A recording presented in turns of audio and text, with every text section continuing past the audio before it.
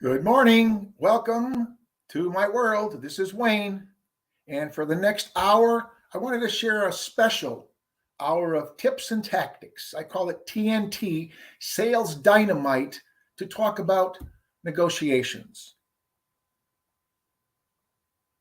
There's some interesting data from the National Association of Realtors and other organizations about the weaknesses and the strengths of realtors in a transaction. It's called the profile of buyers and sellers.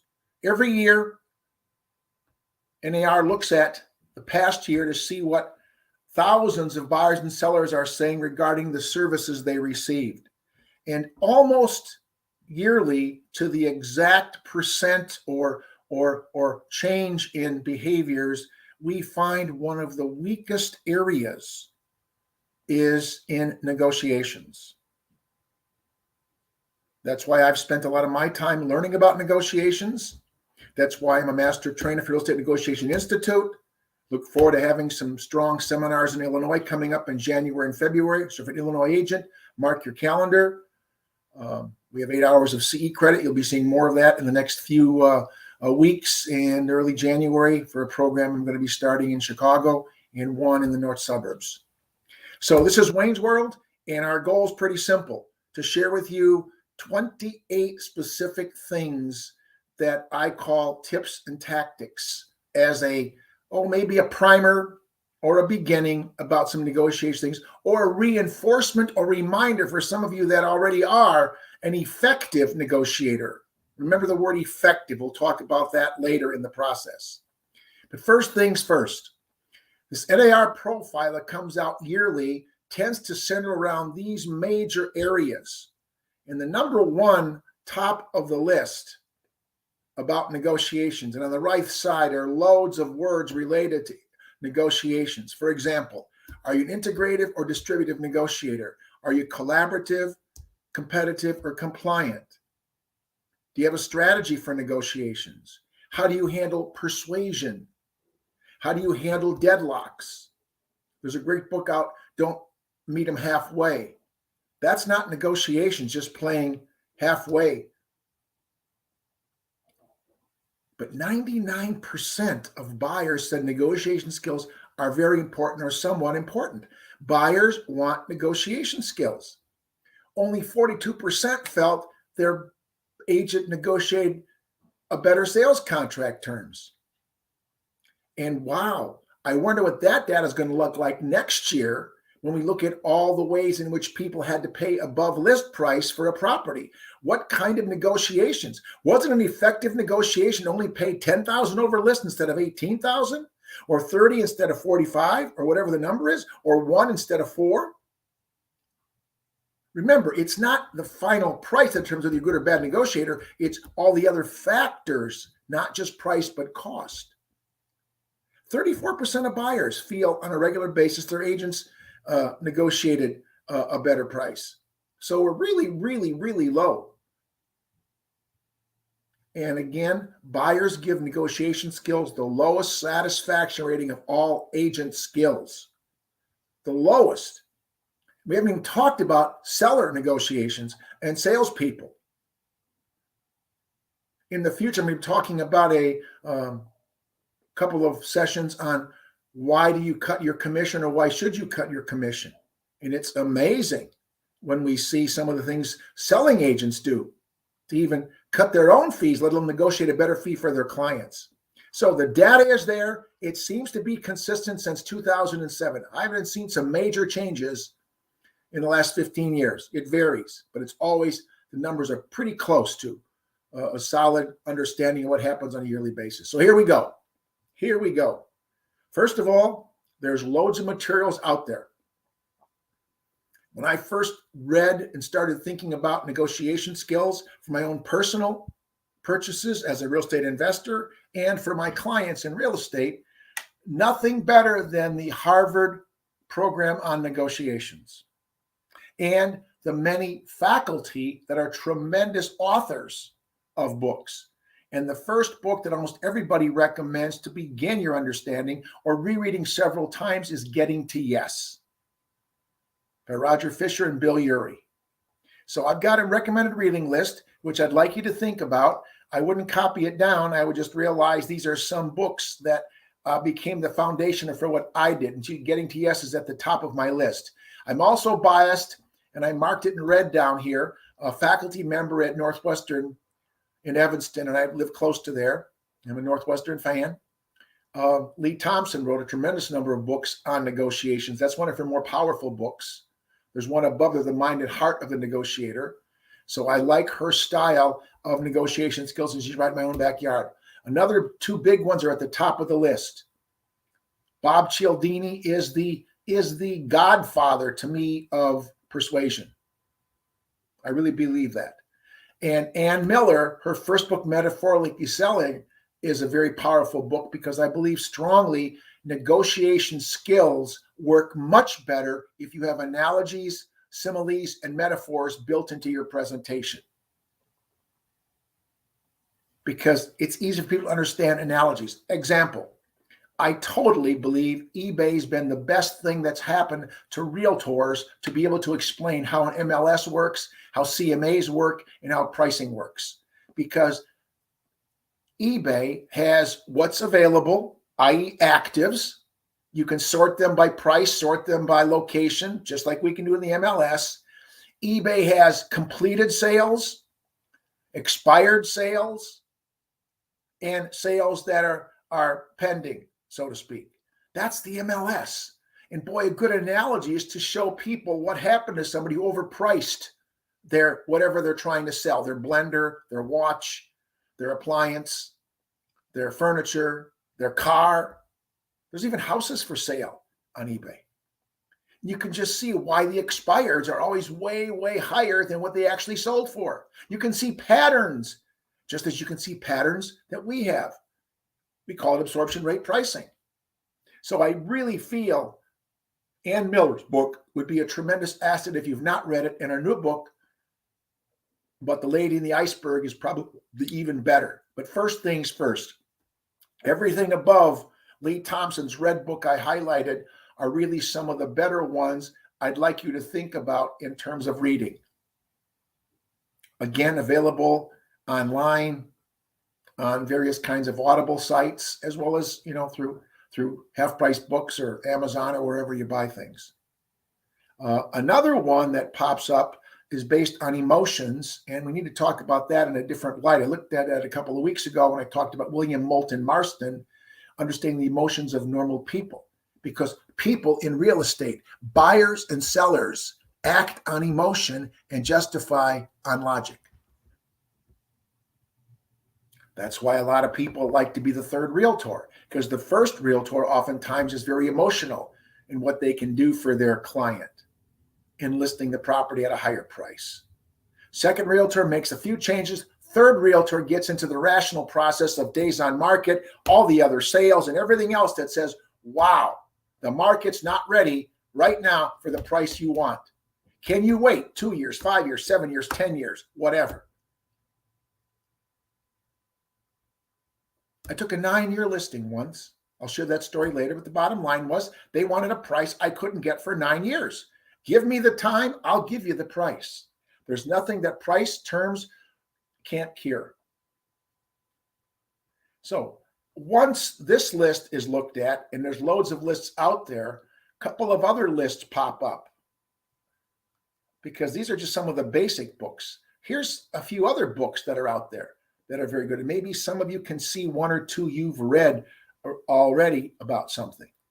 But also some of the authors tend to be some of the more successful presenters in teaching you, either on YouTube or in a seminar or in an article about certain things. Richard Schell is very good at things. We see a number of people. Then we've got even more books out there.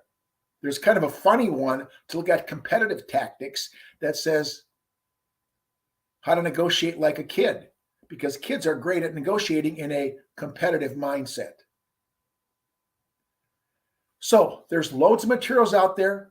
I'm going to take my few moments with you. Again, it's a pleasure to have you here. I know it's a great day in every places, even though the sun's not out in Chicago. It's a new week. We got 2.5 weeks left to the year. 2 weeks away from Christmas Eve, Hanukkah starts, Kwanzaa's not too far away, blah, blah, blah, blah, blah. We have a lot of opportunities to go to parties, to network, to meet people. Negotiating begins the day you meet somebody as a new client or an existing client. Moving forward then, what am I trying to accomplish today? Well, first of all, understand how fear sometimes gets into something. We're talking 60 plus years ago. John F. Kennedy, our president, made this quote. William Franklin Delano Roosevelt made this quote. So it's not new, but the power of it still works. You cannot negotiate out of fear.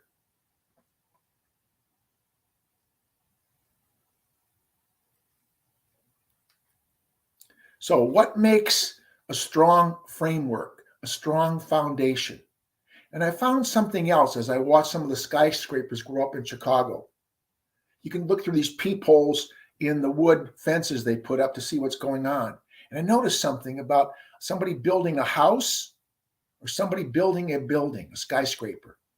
When they dig the hole for a house to put a basement in, they might go down 10, 12, maybe 15 feet tops. And they build a 2-story house or even a 1-story house. And some people don't have any basements. They build on a slab. But that 2-basement house, that 2-story house with a 15-foot deep basement is much different than the hole they dig to build that skyscraper in downtown Chicago or any city in the world. And I found out something. The deeper that foundation, the taller and stronger the building.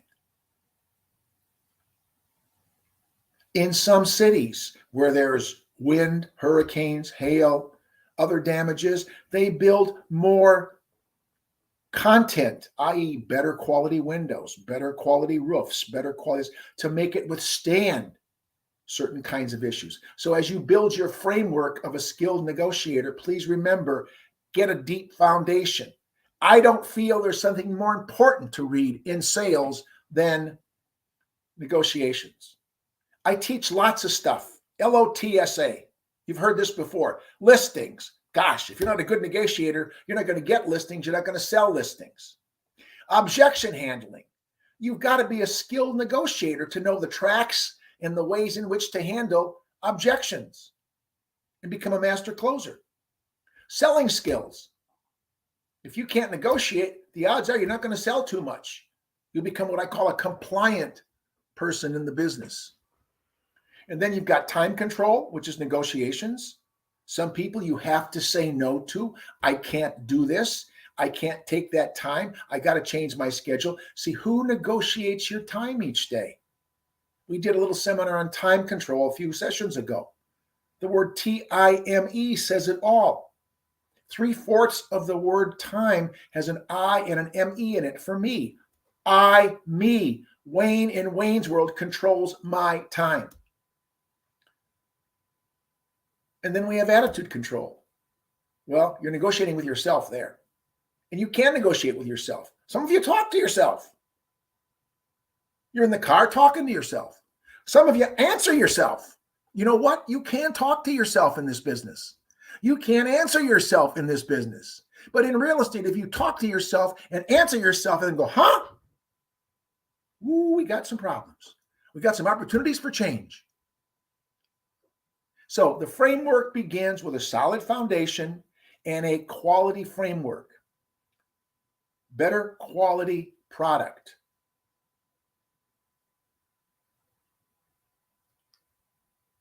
Where we're going today. I told you 28 things. 7 success persuasion principles, 6 open client qualifiers, 5 negotiation tactics, 4 pieces to the ACE model, because you win with ACEs, 3 types of negotiators, 2 reasons why people always buy, and 1 powerful tip to negotiate. That adds up to 28. So that's where we're going.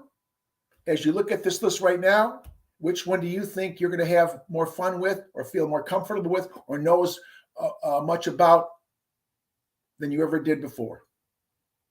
So let's start. Let's start with the 1 powerful tip to negotiate. And you'll notice in Wayne's World, we use a lot of acronyms.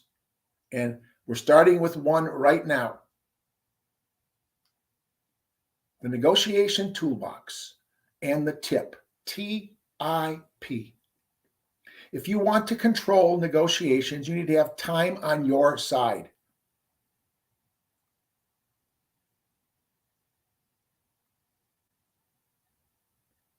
As you look back at the times when you lost out on something, a deadline you missed, or something went by and you missed it, who was in control of time? Did you have time on your side? With more time, you can make better decisions. With more information, because you have more time to gather the information, the better the decision. I keep seeing these infomercials for all these products for the holidays. This shaver, this light, this flashlight, this, that. There's a new spray out that takes care of all kinds of pet odors and all kinds of odors. It's $29 a bottle.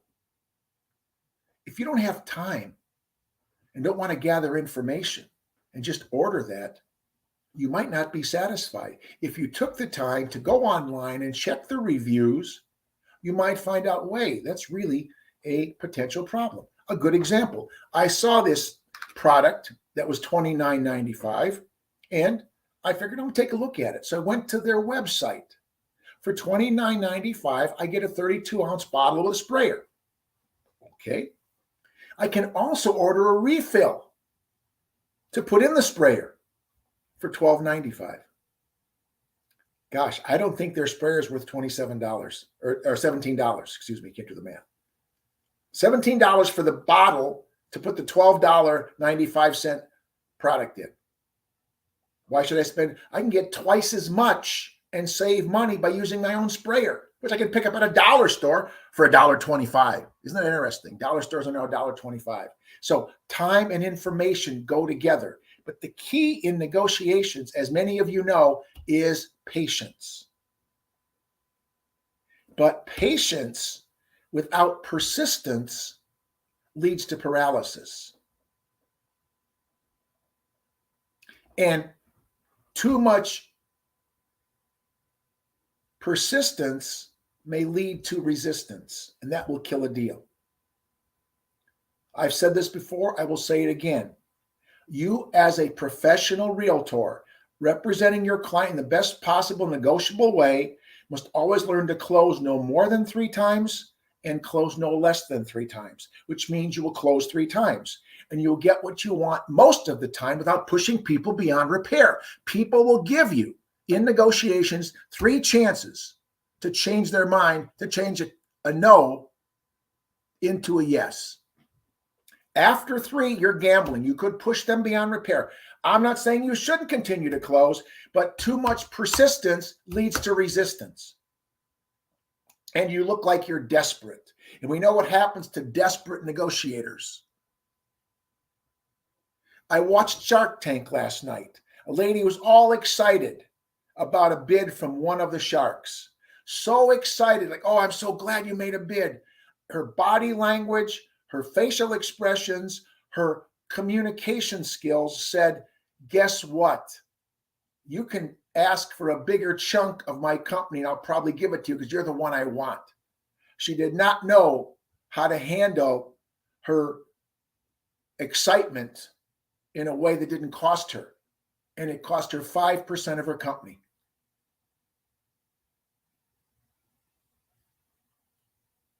The shark she wanted, who knew she wanted her, asked for 30%. The other shark said he'd do it for 25. She took the 30. That lady probably could have asked for 32 and still got it. See, patience without persistence leads to paralysis. But your body language sometimes will give people a clue.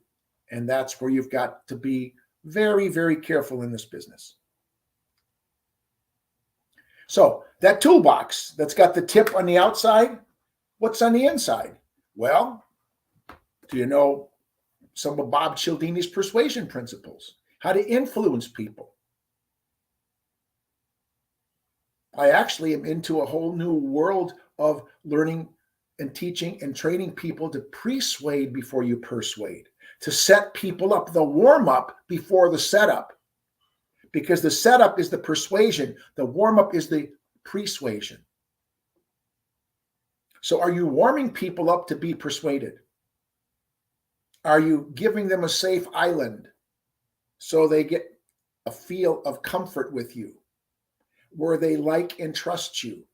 Again, NAR statistics year after year say this: other things being equal, buyers and sellers say they would work with an agent they like and trust. Well, let me tell you something that you already know just to reinforce it. This is one of the few industries where everybody, every competitor shares the same inventory. McDonald's does not sell Whoppers. Burger King does not sell pizza, although in some markets they probably do. But the bottom line is, we see that we have to understand the power of persuading people to persuade them. There's that information, but more importantly, how do you gather information? How much information do you have? And what reliable sources do you use? We have a myriad of information in the multiple listing service. We have a myriad of information in many of the online providers. All kinds of data. How are you using it to help your clients get a transaction that becomes a win-win? What are the three types of negotiators? And how and when do you use certain types of emotional motives to negotiate? How can you realize when it's time to do this instead of that? I need this tool instead of that tool. What's a better tool? When I get my blender and it says puree, mix, whip, frappe, which one do I pick? Should I pick the frappe or the blend? Do I know what all those different things are for? And then the complexities. We'll look at a few complexities today, but there's many more than we're going to spend some time on in the process. But that's what's in the toolbox. But the toolbox itself is centered around you having time, information, and patience. So 2 emotional reasons that we want to cover. So you got 1 tip, 2 emotional reasons. It's very simple. Fear of loss is always a greater motivator than the opportunity for gain. Fear of loss is always a greater motivator than the opportunity for gain. The takeaway, the power of the takeaway. You might not be able to have this. Do you want to lose this? Are you willing to give this up for so many dollars a day in a higher mortgage payment? Are you willing to? Fear of loss is always a stronger motivator than the opportunity for gain. So what are you doing in your presentations to negotiate by presenting a fear of loss option to the other side? We're going to call it a BATNA in a few moments. A way for you to walk away with some power, because power is a powerful word.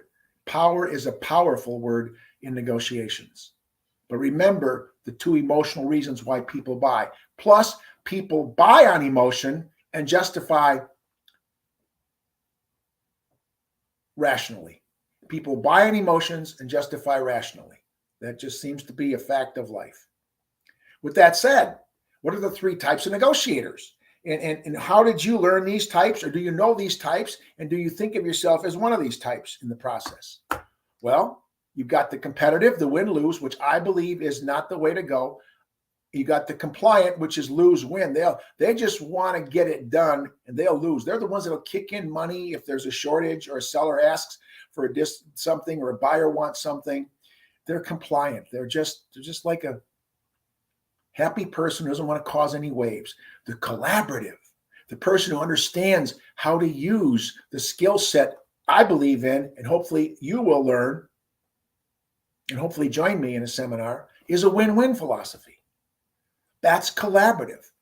That's a good way for us to learn life principles, not just real estate principles.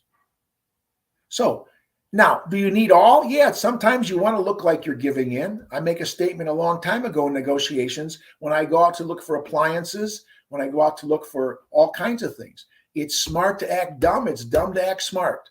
I look very compliant when I'm listening to a salesperson tell me about their products. I look very, very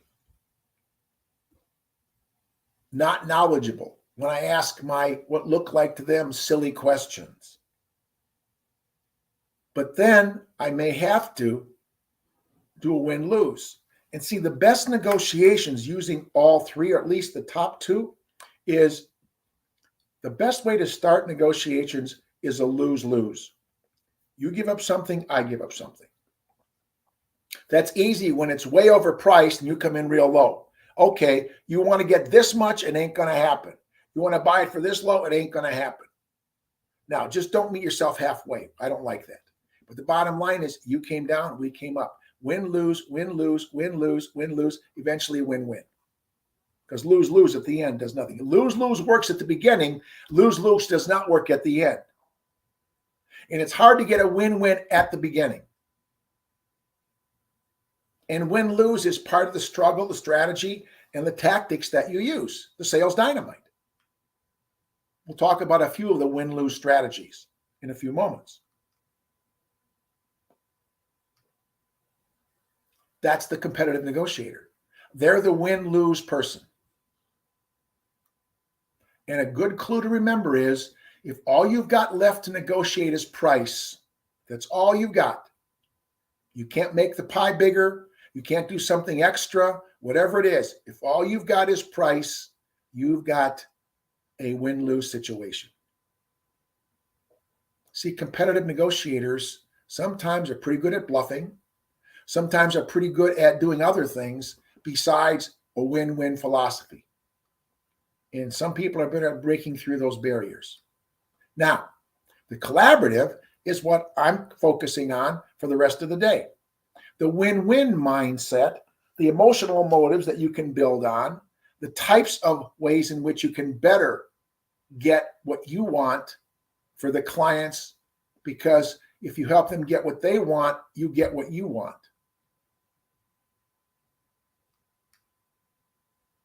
And then that compliant person, they just roll over and have a good time. If you've ever dealt with a compliant negotiator, you know how easy it is.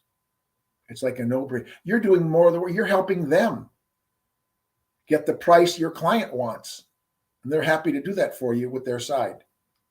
So again, are you leaning more towards a competitive person most of the time, or a compliant person most of the time? Or is your focus to be more collaborative all the time by using some of the compliant and competitive tactics that are available? That's what I'd like to share in the future with you, and would love to have you in my 2-day negotiation designation seminars. So, 4 components of the ACE model. You notice I spell ACE with 2 C's so I can have 4 instead of 3. And again, this comes from research out there that we've adapted to present to people like you. You win with ACEs. Deepak Malhotra, another Harvard professor. Again, a powerful school. The program on negotiations is something you should look at online at Harvard. See, what he said was you have to accumulate and gather information. It's an information game.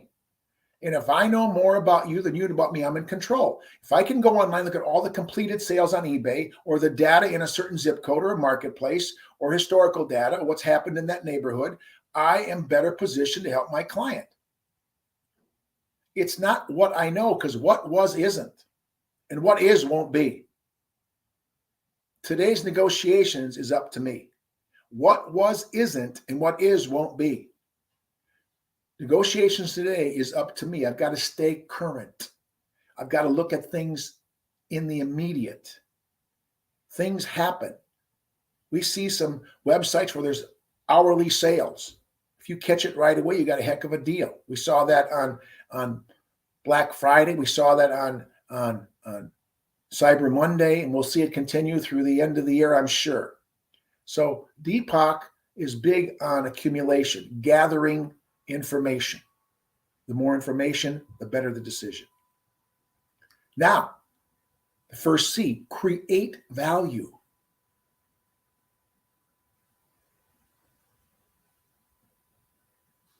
See, if you become more collaborative, what Scott is saying is you're much better to defend against your counterparts who are more competitive. It's almost like as simple as this. The more they try to use their voice and face inflection to get louder and louder, the quieter you get more done. People cannot do very well in negotiating when they negotiate too emotionally. They get overwhelmed. That's why bidding wars work on eBay. That's why auctions work in real estate. And you're the person that has to calm everybody down. You're the last person that should become competitive. There's always, well, I can't say there's almost always a collaborative way to handle a competitive issue. Because obviously, when people are competitive, it's harder to do collaborative problem solving. But the bottom line is collaborative always seems to be the end result of a win-win. And then we take somebody whose name you've probably heard of, maybe haven't looked at for a long time. Powerful quote from J. Paul Getty. You don't want it all. You got to let them have something. Because if you take it all, they don't want to deal with you anymore. If you take too much out and it's not fair to them. What a tremendous quote. Are you in for the short term or the long term? The long term follows J. Paul Getty's advice. The short term just gets it all and gets out of there, which is what some of these fad items on TV for the holidays, some of these gadgets. They'll get a lot for it, and they make a lot, and you don't see them again.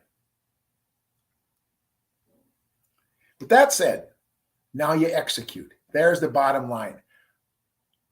You did the A, you did the C, you did the C. I mentioned in my announcement, we're going to talk about the art and science. Because some people think negotiating is an art. Just like you're a born salesperson. No, you're not born salesperson. I was not born a salesperson. My parents did not say, let's go and have the evening in our bedroom and make a born salesperson. Let's make a salesperson. They made a Wayne. I can learn the skills. There's science in negotiations. That's what all this research shows. That's what Lee Thompson shows. That's what some of the stuff at Harvard shows. We've got data to prove what works. We know collaborative has a win-win mindset. Competitive doesn't.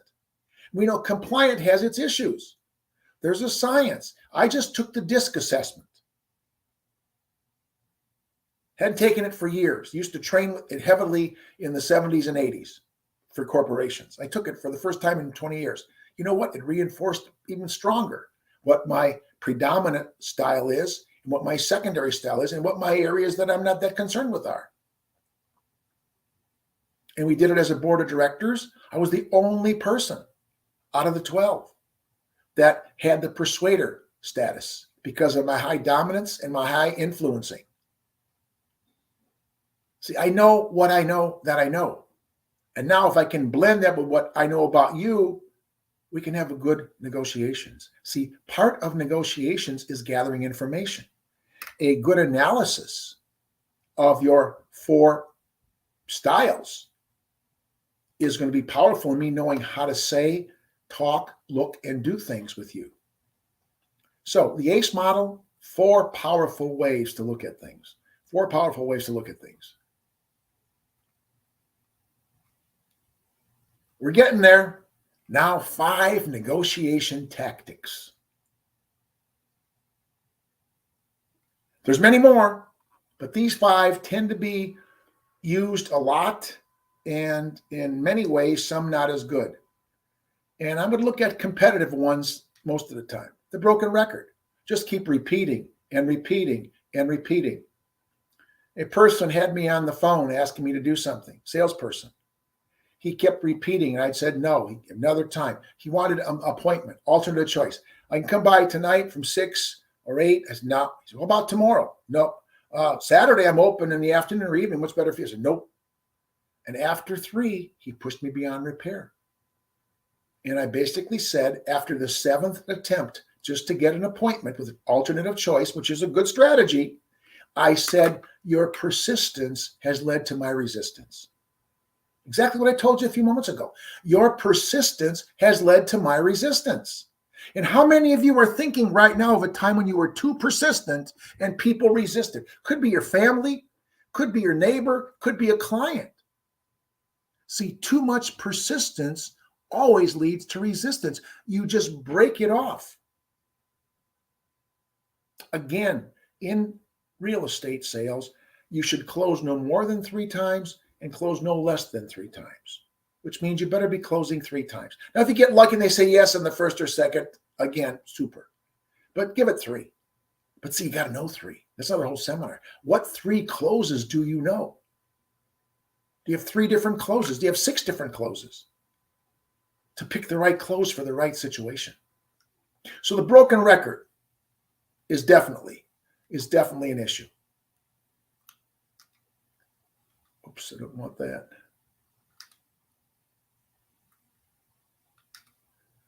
Oh my God. If you want to really understand people and their cultures, a man named Geert Hofstede created the Culture Compass. Just Google Culture Compass. And he shows you the different ways in which people from different cultures negotiate and do things. And many cultures actually use the nibble. Some people just keep nibbling and nibbling and nibbling and nibbling. All the way up till the closing, they want something, something, something. What about this? What about that? It's a very powerful tactic, and some people can get away with it. But it does sometimes cause you to get upset and go beyond repair. So it's a competitive tactic. Here's another competitive tactic: bluffing. But see, you got to have this one. If you don't know how to bluff, and it's not a negative term, but I told you about this lady on Shark Tank that cost herself 5% equity in her company by looking and showing and demonstrating her want for a certain shark, who then made an offer of 5% over what the other shark made. 5% of her company. Just gone because she couldn't keep a straight face. How many buyers have you seen walk into a house when the seller is there and just start making these, ooh, oh, honey, this is the one. Oh my God, look, this is just like our home in Texas, California, Missouri, or Cincinnati. And they start doing things. How many agents come in to do a seller counseling session and say, oh my God, this is the most beautiful carpeting I've seen, cha-ching. Oh my God, the way you've decorated this, built this family room in with this built-in TV and this 4K projector, cha-ching. The seller's adding up all the value because the agent is leading them into a way that it looks like this thing is going to sell for a lot of money. See, that's not a good strategy.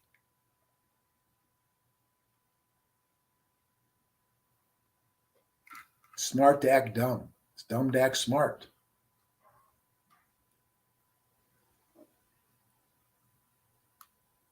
Look at this one. Short deadlines. Boy, we had a few of those last year, didn't we, and the year before? We had a lot of those. We've only got so much time to respond. Multiple offers. How do you handle the deadlines when you have multiple offers? Or when you put it out on the market for the first time?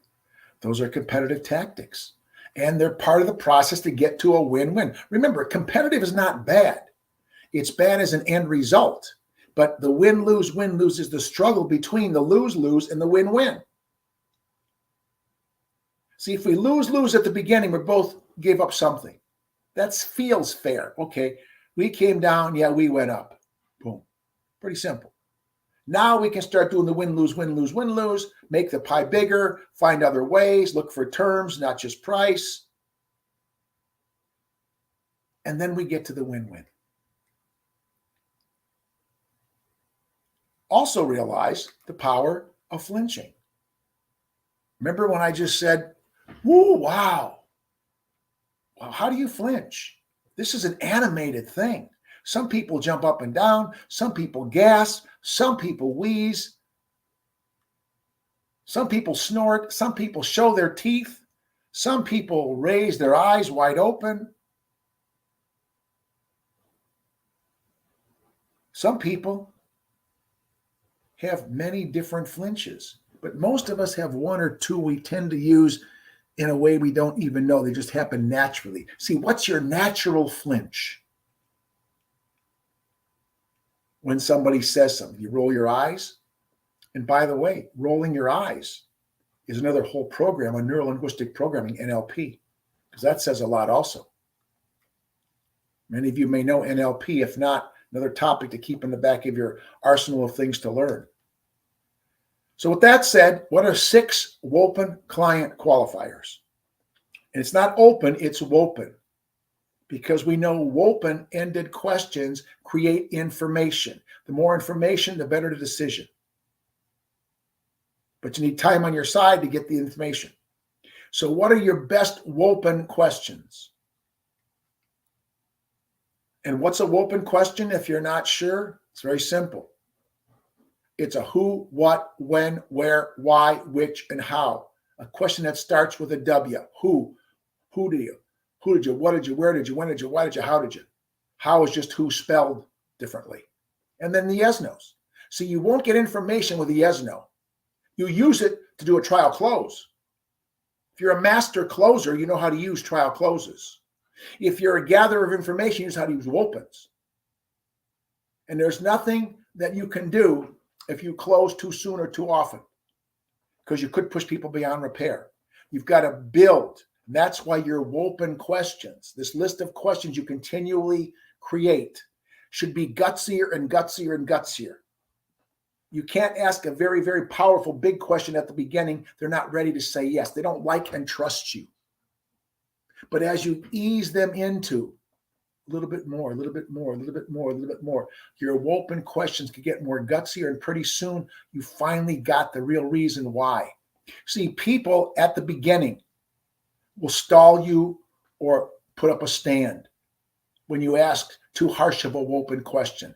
They're hiding for whatever reason, the real reason they don't feel they want to answer that question. They're hiding their real feelings. And that doesn't help you in negotiations. At what point in your seller counseling session or time with the seller do you actually know their bottom price? Do they tell you that at the presentation, or after you've lost 2 offers, or after 6 months, or now you need an extension? When do they tell you their real price? When do buyers tell you their maximum price they will pay? Do you get it right away and you negotiate for them up to that? Or do they never tell you? And all of a sudden, they found an extra $50,000 or $30,000 or $20,000. That's the process. That's the system that you've got to figure out as fast as you can. Now, in negotiations, according to NAR's profile, people expect effectiveness first, efficiency second. If you're with me last week, we covered this. Paprocki's principle is it's better to do the right thing than do things right. That came from Peter Drucker. Are you doing the right things, or are you just doing things right in your negotiations? But I got to tell you, Stephen Covey wrote 7 Habits of a Highly Effective Person years ago.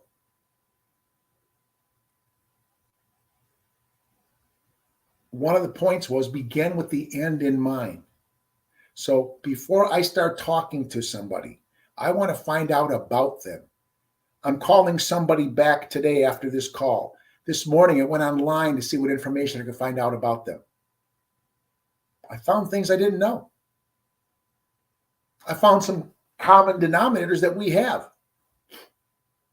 I've got something to talk about. I can break the ice with this person when I talk to them for the first time, because I took a minute to size up my counterpart and see what they're bringing to the table.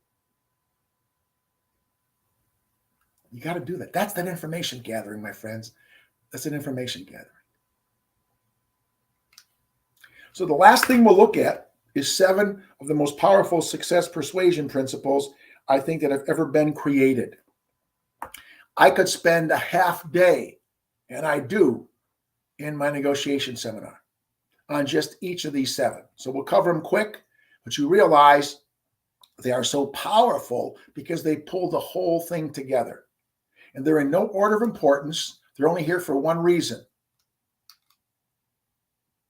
They're going to find the best way to influence or persuade you. So the first one is your self-interest principle. People work in their best self-interests. You do it, I do it, everybody does it. Another strong success motivator is simply the uniqueness principle. People like to find something unique. People like to buy something unique. I'm a uniqueness freak. If people know that, I can melt in their hands. The property I just purchased last week in Texas was bought for one simple reason that overshadowed all the others I looked at. And it's based on my entire life of owning homes that I am going to live in or live in part-time. I never backed up to anybody. So when I went to that house, it looked great from the outside. It had a nice entry, but most importantly, as I opened up that back door to go out to the patio, I could walk all the way out to the lake. No house behind me, no fence or wall. It's wide open. That did it. Now, did I get all I say, oh my God, this is it? Heck no, I'm trying to negotiate. But I am a uniqueness freak in things I buy, things I wear, things I drive. And I know people are looking for unique things. The corner lot, the biggest lot, the best view. What are some of the uniqueness principles you can use to persuade people? And then the ability to, above all, communicate. Communication is a key. It's not just the words you say, it's the body language, it's the voice and face inflection, it's the questions you ask. It's kind of like a diamond of different things, 4 points.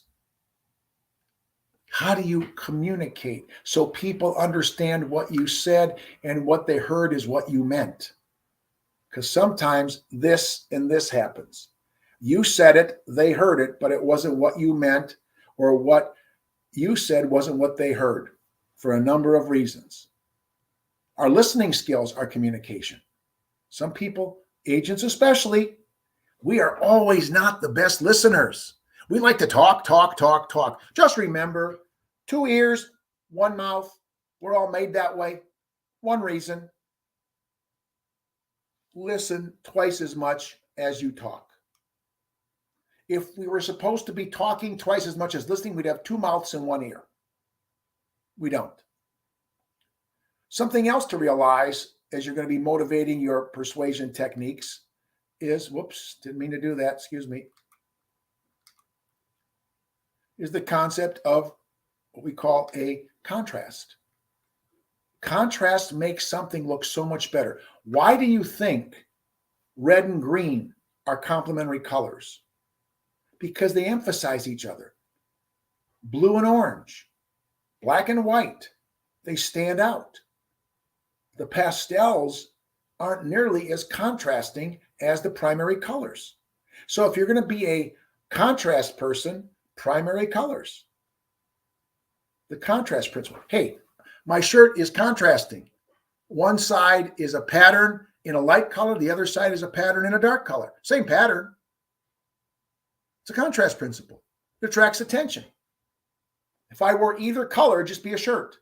Put them together, they contrast. Somebody will say, hey, interesting shirt.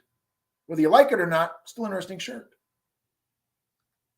See, your persuasion process is predictable if you understand some of these principles. The exchange principle, the fair trade. You give, you get, you get, you give, you give, you get, you get, you give. It's a powerful principle because you know how to gather information. And information is best gathered by exchanging information. If they don't want to tell you, you keep telling them, you told them everything. There are some agents who on a phone call tell everything the person wants and never get an appointment. See, the goal is to convert that call-in into a walk-in, not to tell them everything. Are you converting call-ins into walk-ins? Are you converting conversations into a controlled appointment? You met somebody at a holiday party. Did you get them to talk to you again in a different setting? Come to the office, whatever the case might be. And then you've got a very powerful persuasion principle called sameness. This one is psychological. It's based on the theory of likes, likes. The odds are your 7 best friends are similar to you. In fact, if you hang around 9 losers, you'll be the 10th loser. If you hang around 9 winners, you'll start to become the 10th winner. That's the sameness principle. Likes, likes. How can you use that to persuade people? And the last one of the 7 is the sound logic. Remember, people buy on emotion and justify on logic. That's why the facts, ma'am, just the facts. We're going to close this down by looking at the brain a little bit. But before we do you realize that these 7 powerful persuasion principles spelled the word success? See, that's the beauty of my acronyms.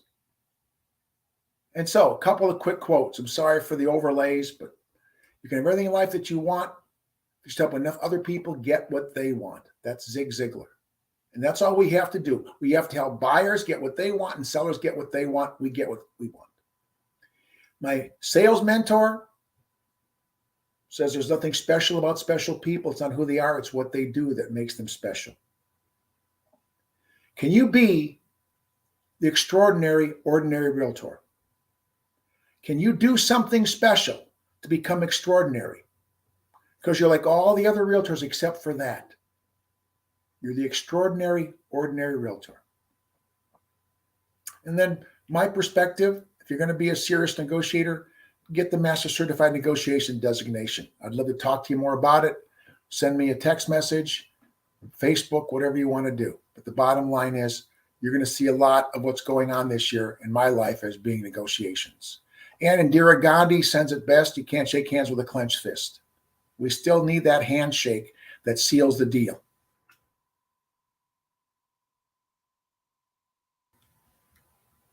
In closing, it's very simple. Whoops, didn't want that. In closing, it's very simple. There's a lot of ways in which you can become a better negotiator. I gave you a quick peek at the CNE designation. There's my email. If you want some more information, you can realize the power. And in Illinois, 8 hours of CE credit coming up in January and February in Chicago and on the North Shore. Watch for those announcements. It's just a 2-day course in a lot of things. With that said, I'm going to run through these slides rather quickly to get to the end.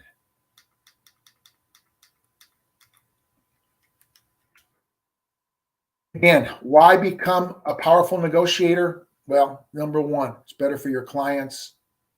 It's better for your standards of excellence. There's a lot of reasons. So I'm going to say goodbye. Enjoy your week. It's 12/12/22. We've got a lot to do. I hope I gave you a few things. No, I hope I gave you 28 things that were powerful in the process. And I think I did. So enjoy your day. Look forward to seeing you next week.